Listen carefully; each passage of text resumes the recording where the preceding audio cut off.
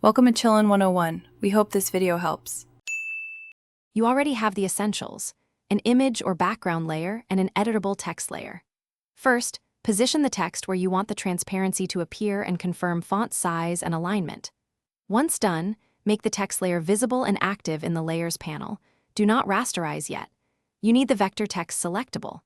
Now Ctrl or CMD-click the text layer thumbnail to load its exact shape as a pixel-perfect selection so you can use it as a cutting mask. With the text selection active, switch to the layer you want to be visible through the letters. For a non-destructive result, click the Add Layer mask icon. That will reveal the text-shaped window without deleting pixels.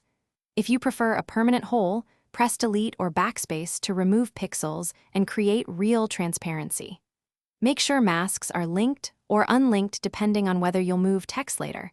If the mask shows the opposite, invert it with Ctrl or CMD+I to flip visible and transparent areas. Finalize by checking edges and alignment.